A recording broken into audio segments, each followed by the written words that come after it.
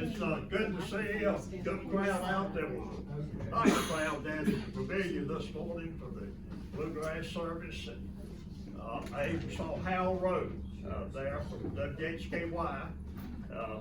He had invited our bluegrass band to come over and play over his radio station, and they invited him to come to our church. And he said, well, it was a beautiful day. He said, I came to see what it was like. You know, It's Steve, nice to see Hal. Steve, while you're on that same thought, WHKY, I don't know if y'all remember this or not, but Larry Louder used to have a weekly program on WHKY, and he always had Doc Pickett would sing. Larry would play and Doc Pickett would sing once a week on WHKY. Yeah. Well, All right, go ahead. okay, and let me just say, I'm gonna start the clipboard back around this Friday at 5 o'clock. We got our Sunday school class cookout, hot dogs, hamburgers, and all the French fixings and fries. things like that. And hope you'll come out and have a good time. And so I'll send this around if you haven't filled anything out before. And also last Sunday, we had some comments made about the trip for Jennifer and Paul to go to England. And there were some questions, and so Marshall is going to share with the class just a little bit of information that he has gotten about the funding for this.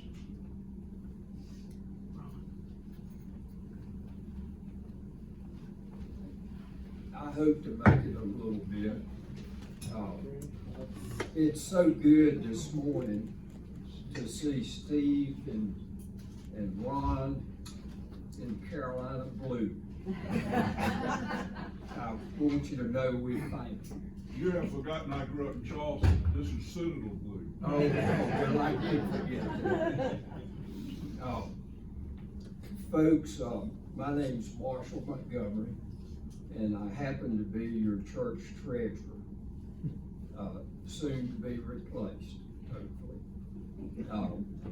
But in serving in that role, I have a fiduciary responsibility, and I'm big on transparency. Not that others aren't. But after the presentation last Sunday, I had some questions. And I was able to get up with Wes Bridges, whom I know very well, and Mr. Sandy Holston, whom I do not know, but that's irrelevant. And the first thing that I mentioned to them, in that it had been brought up that airline tickets would be put on church credit card. I made the point to them, fellas, it's important that we get receipts.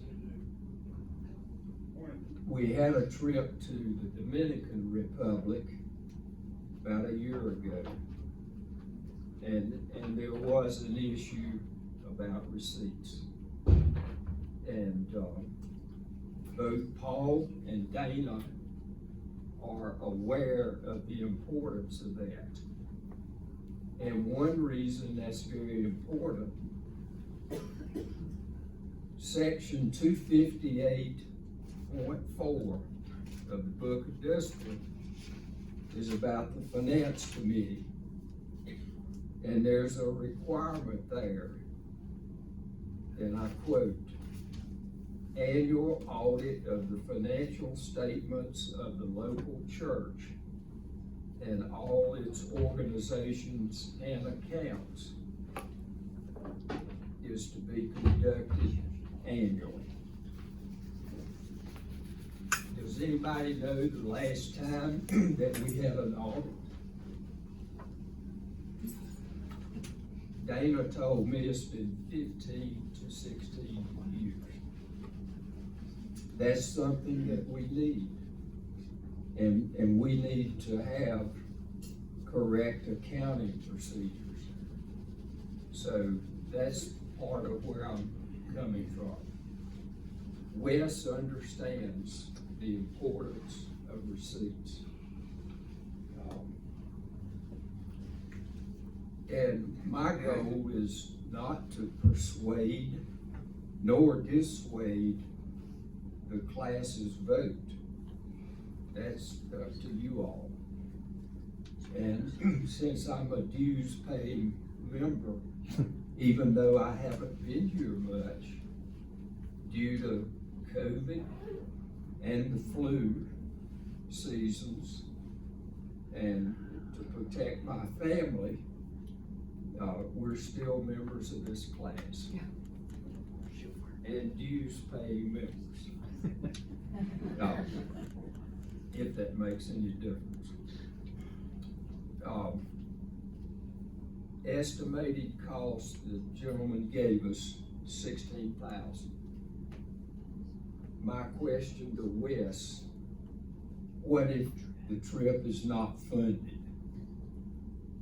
Where I was coming from, this is not a budgeted item. It's off budget. Wes' answer was, I don't know. Well, don't you think we should know? And he said, yes, and I'll get back with you. He consulted with Paul, who told him if the money was not raised, the trip would be canceled. So I thought that important for you all to know. Another question that I had was, can money that is given as a memorial or an honorarium, can that money be designated for this trip? Dana's answer was yes. And to let you know, again, I'm not speaking in opposition. I have my check ready.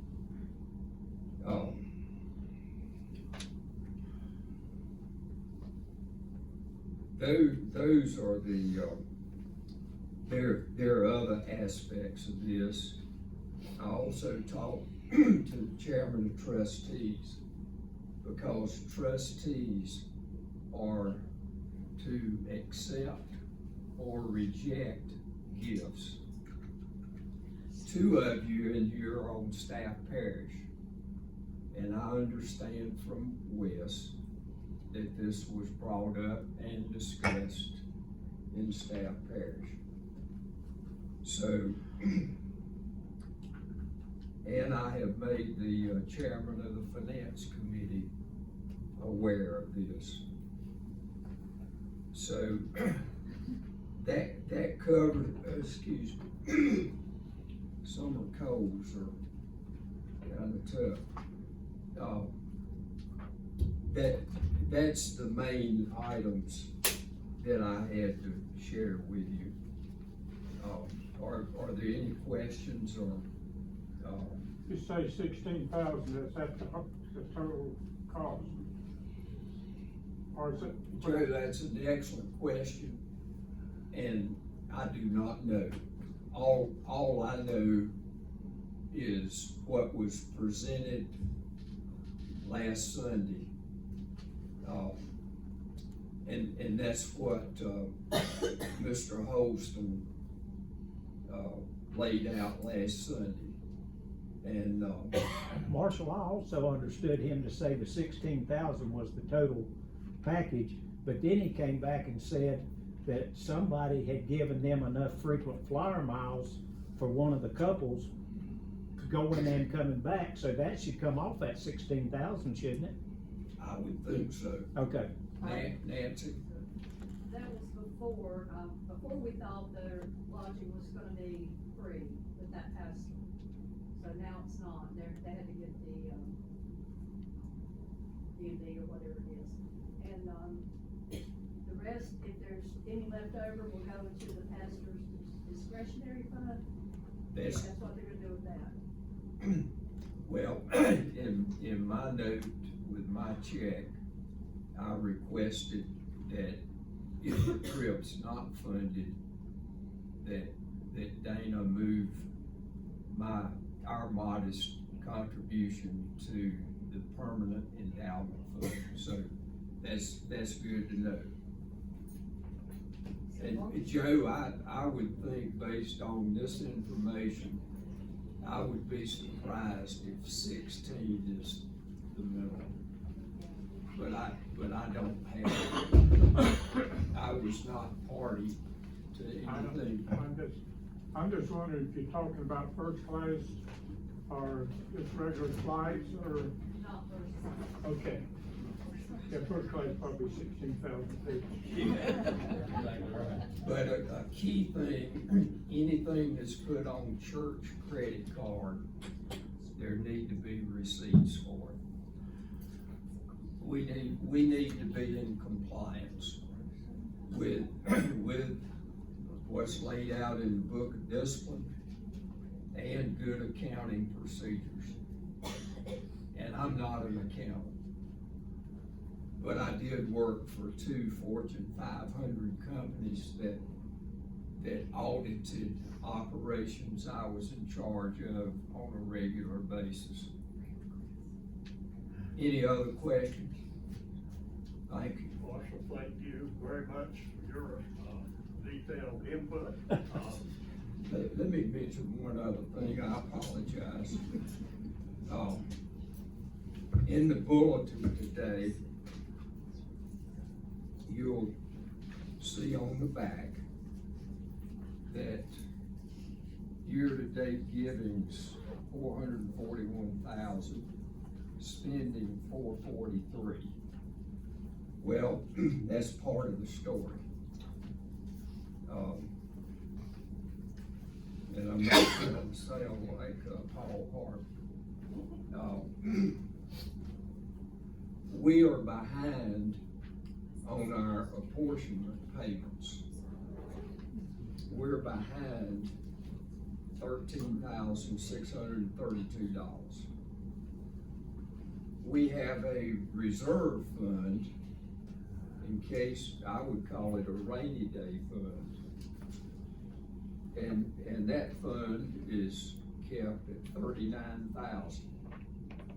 That fund was tapped in February for over 15,000.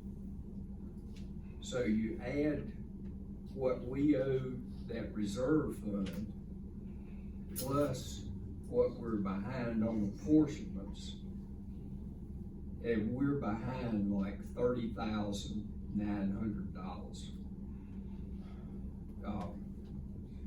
I think these figures are accurate as far as they go, but if you dig into the weeds, there's a little different scenario. Thank you, Marshall. Thank you all. Okay, last week, of course, we know, heard the number $16,000, for Paul and Jennifer to make that trip with their spouses to England. And Paul, they had the opportunity to preach, in the First United Methodist Church over there. And, yes, ma'am? I'm here to ask, for our cooking. The youth are doing cool here at the church and doing mission work. They're actually gonna come out to several of our congregation members' houses and do work for them. And they love to have homemade desserts. So it starts June the 26th. And if you could bring your homemade desserts, I would appreciate it for the kids. We just don't ask for any peanut butter or nuts. We have several kids that are highly allergic. Sorry to interrupt, but I wanted to ask. I'm gonna leave a little slip of paper in all the Sanger classes. And if you could just text me and let me know that you're bringing dessert, I would appreciate it. Sorry to interrupt. Bye.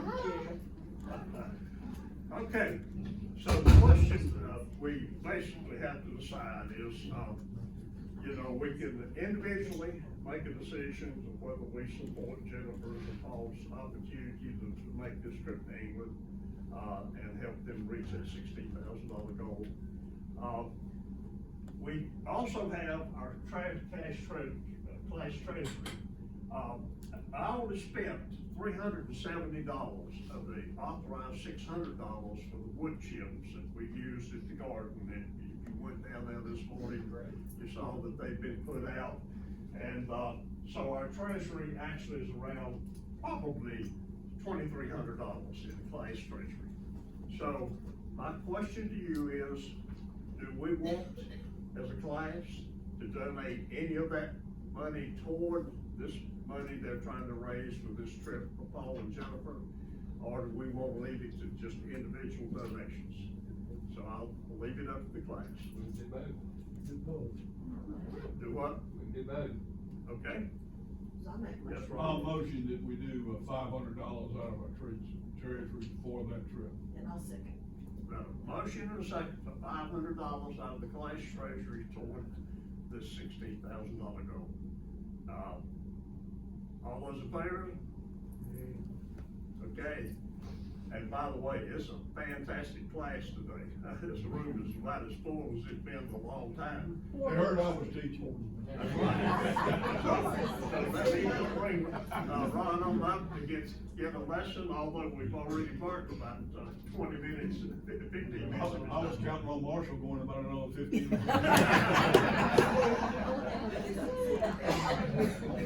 And Gene Bryson, and Gene Bryson.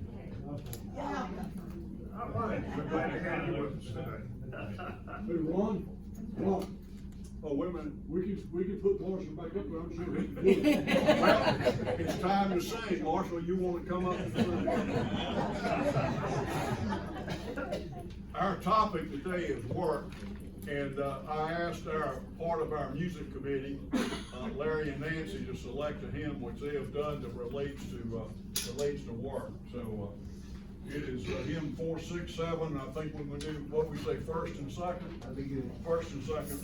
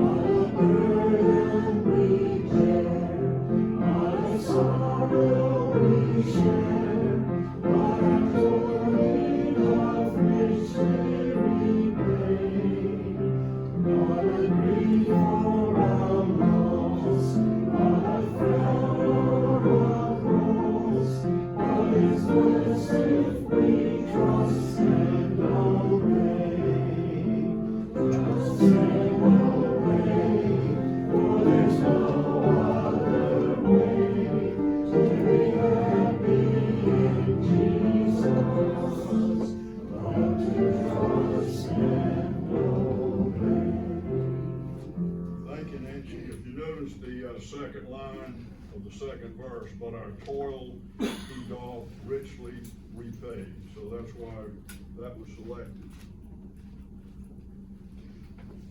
Now my mentor, our Professor King, as you notice, will always bring up a stack of books, so I thought that was a good idea. I made sure I had a good stack of books.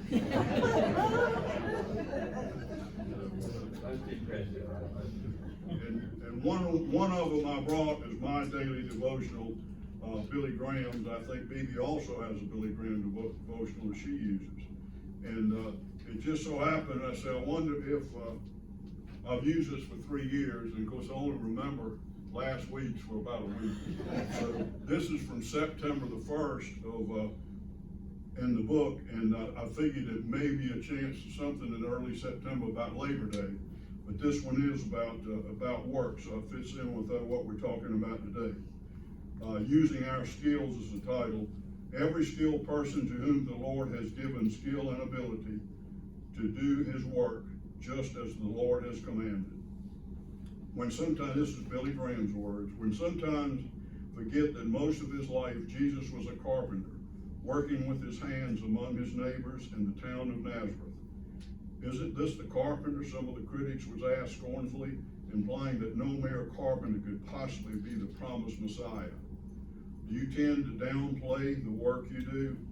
I'm only a housewife. I'm just a plumber. I simply teach school. I'm merely a clerk in the grocery store. I make my living as an accountant. But if God gave you that skill and you are where he wants you to be, then your work is valuable and significant in this sight, in his sight. One other thought for you to ponder. What kind of carpenter do you suppose Jesus was? Did the doors fall off his cabinets? Do you suppose he took shortcuts and did just barely enough to get by? No, of course not. The Bible says, whatever you do, work at it with all your heart, working for the Lord, not for man. And let us pray. There are no insignificant roles in your kingdom, Father. Help us take pride in the positions you've placed us in. Recognize the value in other positions, and we do all we do in your honor. Amen.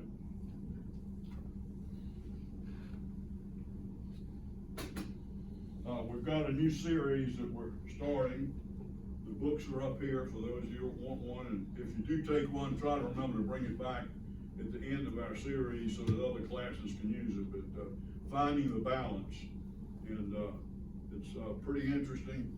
One thing I will say that today's lesson is particularly about work, and I'm not sure it relates totally to this class, since there's not too many in here who's still actively working, but I think certainly the information can benefit you as a father, as a parent, or as a grandparent, that kind of thing, or anytime you're in conversation with young folks about the importance of work and planning a career early on. And I think some kids that do that end up in a great position in life, that know what they're going to do coming out of high school and plan for it, what they're going to do in college, or what kind of trade they're going to do. So we get to see some of those kinds of kids when we I have participated in the scholarship committee with Kathy and others over the last couple of years, and we see the kids that come to us for scholarships are the ones that have done their planning, and they've taken the kind of classes in high school that lead them to a successful college or trade school experience. So it's very important. One thing I thought I would do was start off with something a little lighter, and so I went to some of my subscriptions I have at home, New England Journal of Medicine, and Harvard Business Review, and the Oxford Journal. Those type, I take all those things. But what I found out would be most helpful would be Reader's Digest. So I've got a couple of things about work here, and they have a regular series. I really enjoy Reader's Digest. There's a lot of good things in it, a lot of good articles, but one of the things I have every month is All in a Day's Work. So workers, this one's about workers and their creative experiences. I'm sure those of you who work with a lot of folks heard a lot of these. Workers are most creative when they come up for excuses for missing work. Here are some that I heard that might, as the night shift of a supervisor in a textile plant. I brushed my teeth and had to go to the hospital for stitches. I have an athletic foot. I had to get hay for my donkey. I fell asleep on my way downstairs. I got stuck in a parade, and of course it was a night shift, so I don't think there's too many night parades. And then there was a frantic woman approached my coworker outside the healthcare facility where we worked. Her dog had escaped from her home down the street when she was out, and she was said that she had seen him running near the interstate. My coworker and I ran towards the freeway, spotted the dog, and spent the next hour running around until finally catching it. Hot-winded, we returned to work and handed the woman her dog. 15 minutes later, she showed up at the reception desk at the hospital and asked for me. We went out, the two of us went out and met her again. She said, "This isn't my dog. My dog was at home." And then she handed us the extra dog and drove off.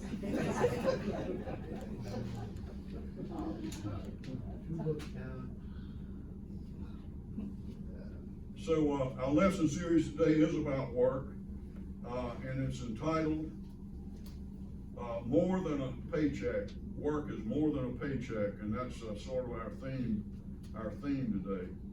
So it talks about balance in work and how you can balance your work between your work and your faith, and that's sort of what our important thing to us. And since I had that option today of talking about anything, and I talked with Kathy, and she said this book was here, so I did come up and get it. And I guess after I got 3/4 of the way through preparation, I started thinking, well, does it really relate to our class? And as I mentioned earlier, I think the information could be helpful to you in talking with family members or friends, kids, and that kind of thing, if you're not still active in the workplace. How many people still are in here getting a paycheck of some sort, part-time, full-time, or anything else? Well, there's 4 or 5 of us. I'm in that group with a part-time, about 24 hours a week max. But anyway, so a lot of this maybe we'll relate to what you're doing. The passages we will study, and as you encourage us to frame work from a biblical standpoint. If we were created with a divine purpose in mind, then our day labor is just part of larger work we are called to do. Lesson 1 provides a testimony of the ancient Hebrew community regarding the nature of work and its importance to society. Even though Proverbs was written centuries ago, we no longer live in an agrarian culture. Some things are basic and unchanging. The Proverbs we study will emphasize the absolute importance of people laboring not only for themselves, but for the sake of the community. In the process, this industrious will be rewarded by prosperity.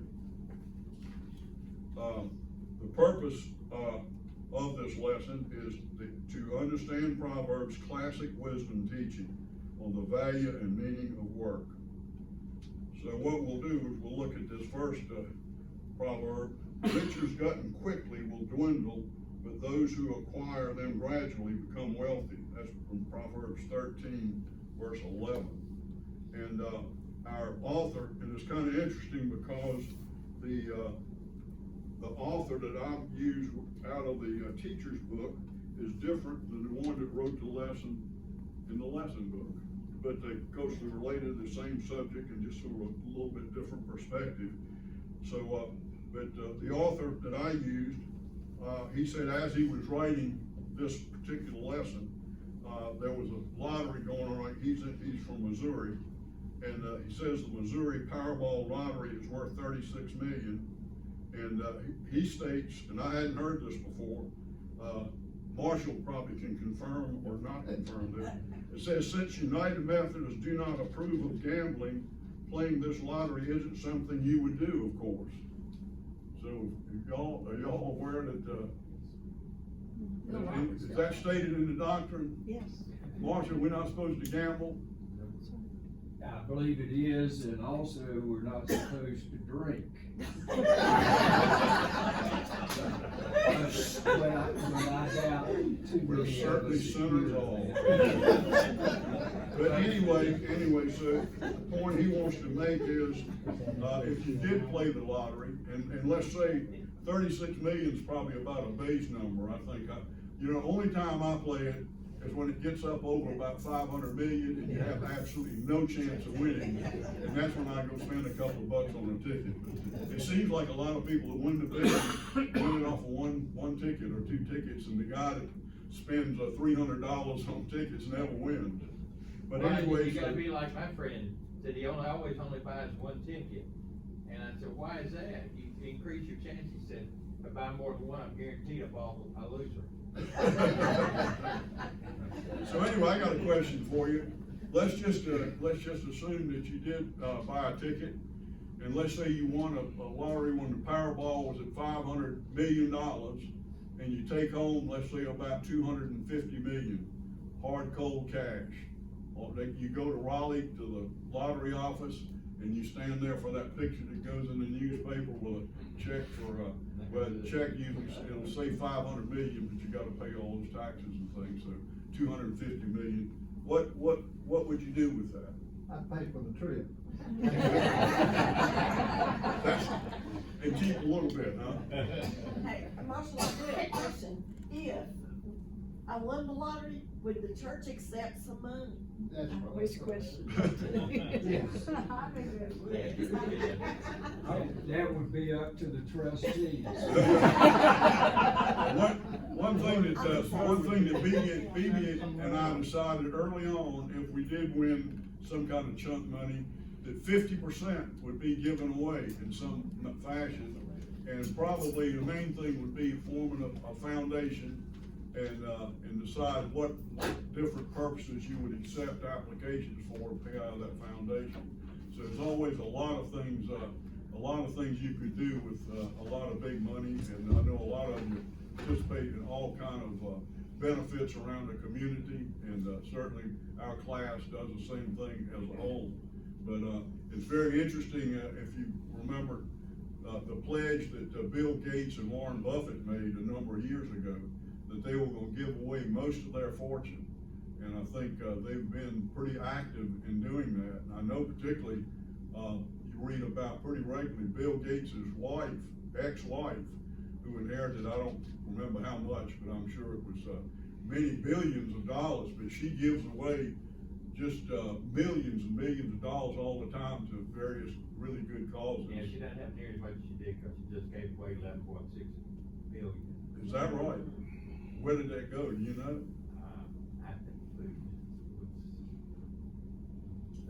was, yeah. Melinda Gates has been a major contributor to Duke University. Right, sure have. And I recommended to Paul that he reach out to her.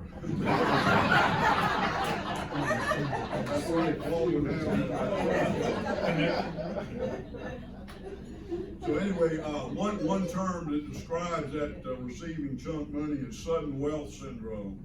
And one thing that comes to my mind is professional athletes.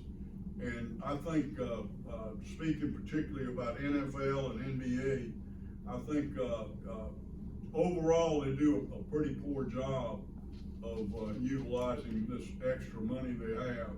I hear too much about a lot of them that are giving away back to where they came from and all. But I'll tell you one exception is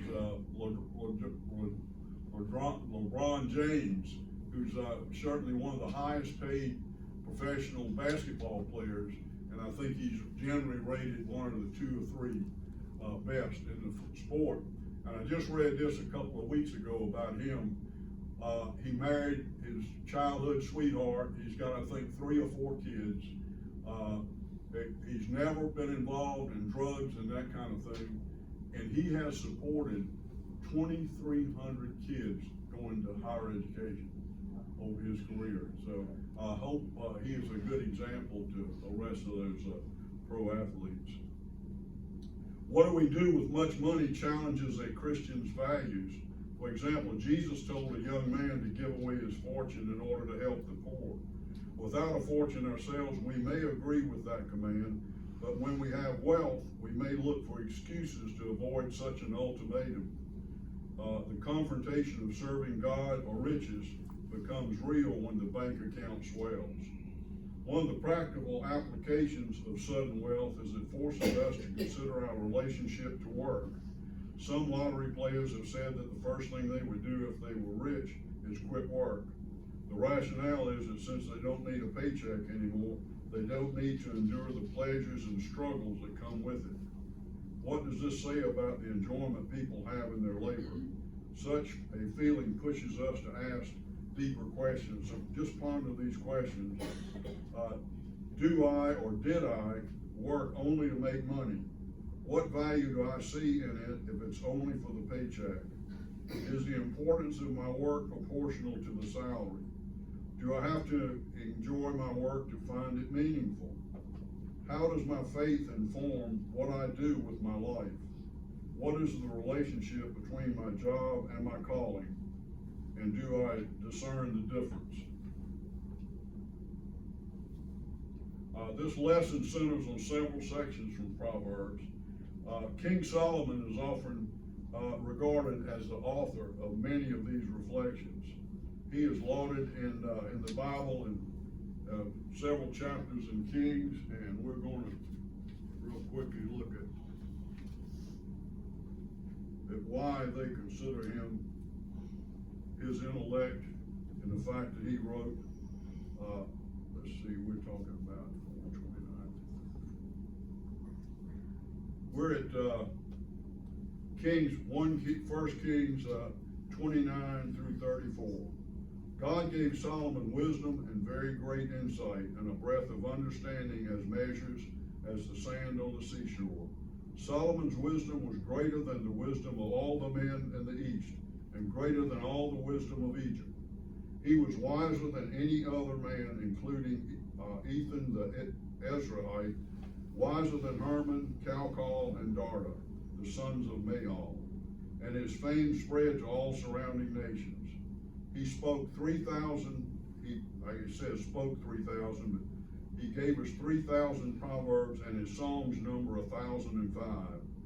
He described plant life from the cedar of Lebanon to the hyssop that grows out of the walls. He also taught about animals and birds, reptiles and fish. Men of all nations came to listen to Solomon's wisdom, sent by all the kings of the world who had heard of his wisdom. So he was a pretty bright guy.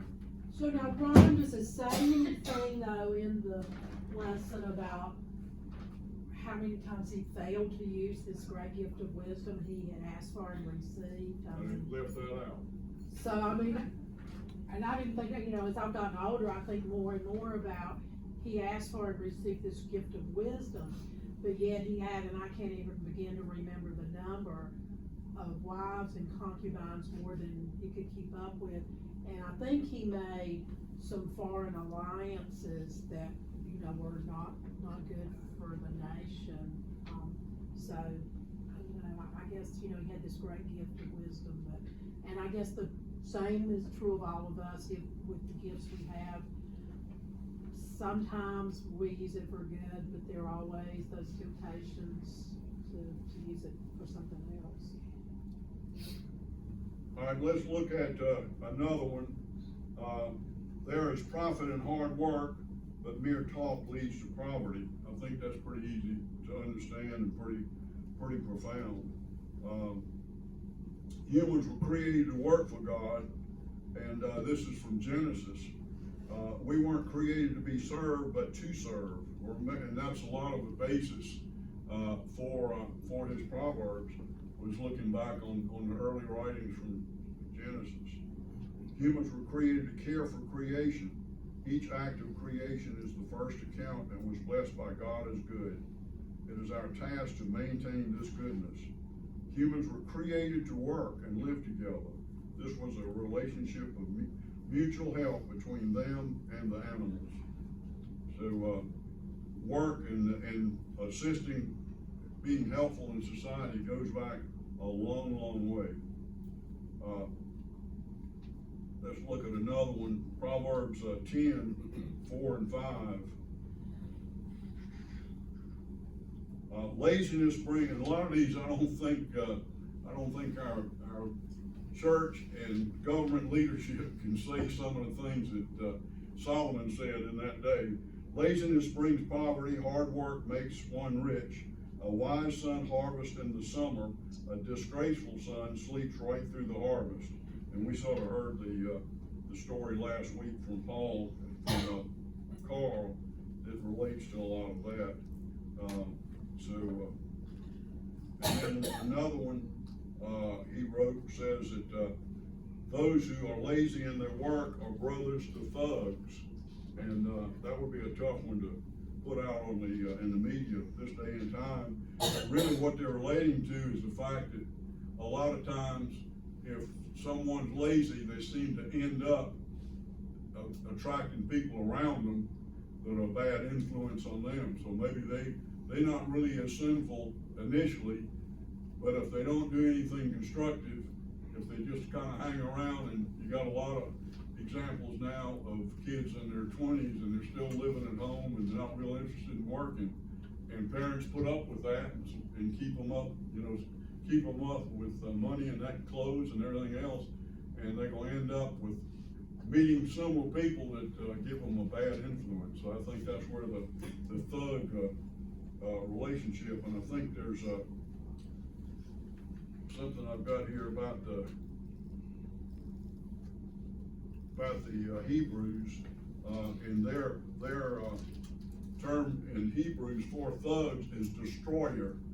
So what they looked at in that day was the fact that somebody who was not constructive, who wasn't willing to work, destroyed their own lives, but also destroyed those around them, their family, and was no help to their communities and others in the community. So that's where the destroyer comes from.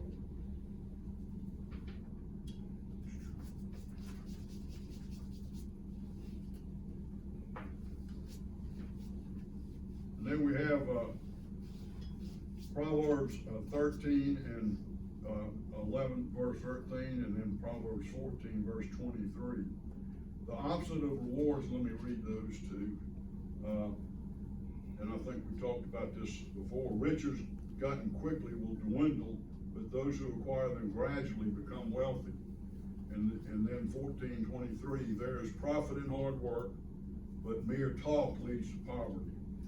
The opposite of rewards from industrious is riches gained quickly from seeking shortcuts. The alternate translation, riches gotten from meaningless, underscores this. The suggestion is that such quick gains are obtained through lazy and deceitful ways, possibly harming the family and the community in the process. An example from the Gospels is the prodigal son that Carl talked about extensively last week, gaining sudden wealth and then squandering it. By contrast, true measure is gained slowly through hard work. That is honest, respectful, and beneficial to all. Those who merely talk are more likely to use these words advisedly and seeking to get rich quickly. Then we look at Proverbs 18:9. Those who are lazy in their work are brothers to thugs. There are two ways to interpret this proverb. Stating those who are lazy are brothers to thugs may mean they attract such undesirables, as we stated a little earlier. And then as the prodigal son comes to mind, and taking his inheritance and spending it selfishly, no doubt he found companions who shared his lifestyle. Simply he destroyed, there's that word again, he destroyed the relationships he had with his family. And then they consider this the significant proverb for this lesson, and that's Proverb 10:4 and 5. Laziness brings poverty. Hard work makes one rich. A wise son harvests in the summer. A disgraceful son sleeps right through the harvest. This verse conveys the work that must be done in an orderly, planned manner. If Solomon had written this moral, he may have been thinking of the extensive preparation needed, plans and materials before building the temple. Specific to this proverb, build your house preferably is established a family lineage in the Old Testament, and it was traced through the man's name as designated as the house of. The Hebrew custom was that when a man wanted to marry a woman, he gave a betrothal gift to her father to seal the engagement. The suitor, consequently, would have to plan his work so he could afford such a gift. A lazy person would not have earned the money necessary for this and would remain childless and unmarried. Many proverbs may be taken in a spiritual sense, but this one especially leans itself to it. A person must invest work in their spiritual life if they are to follow Jesus.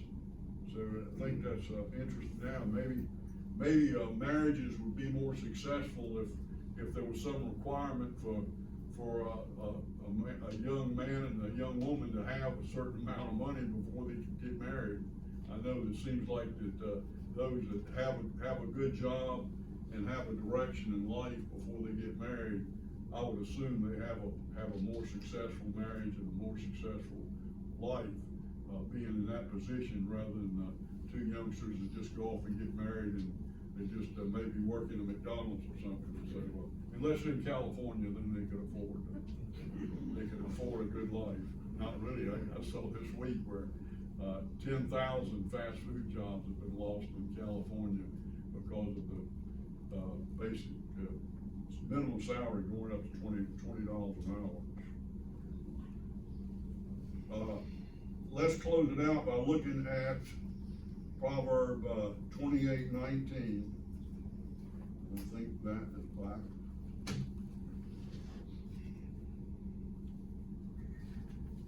All right, a minute.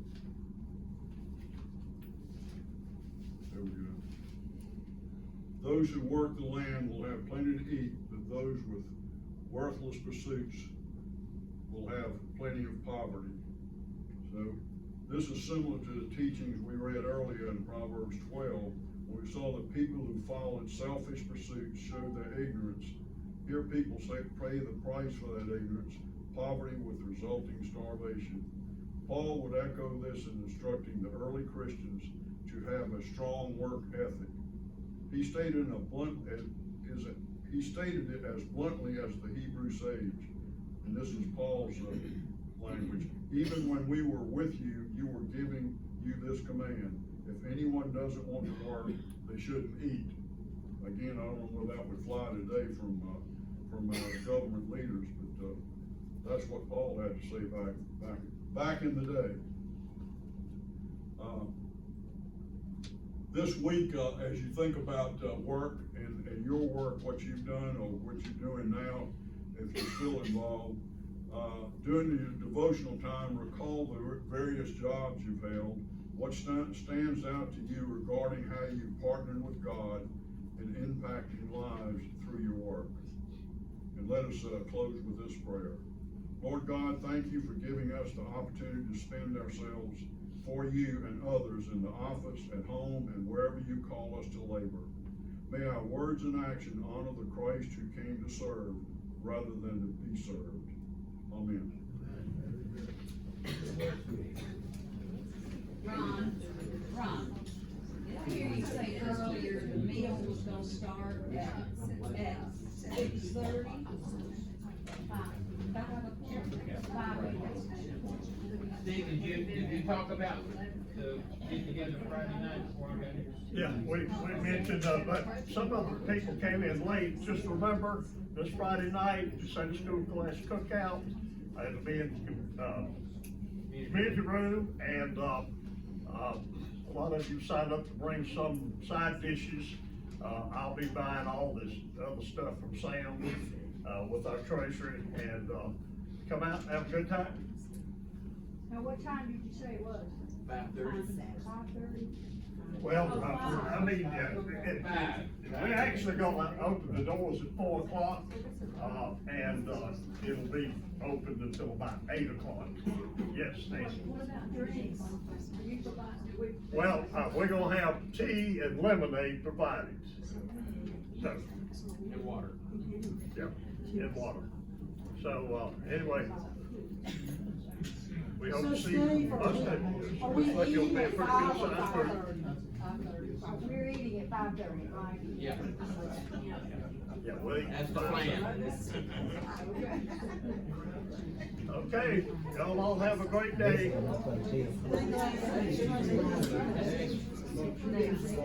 You can hear him good.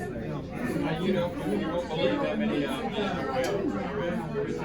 We'll keep putting it up whether they use it or not. Yeah, that's crazy. I thought they knew, even with Marshall.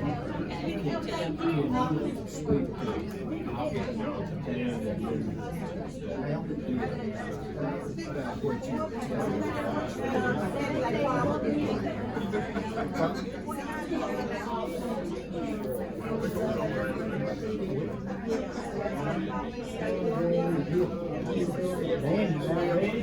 Got your hand.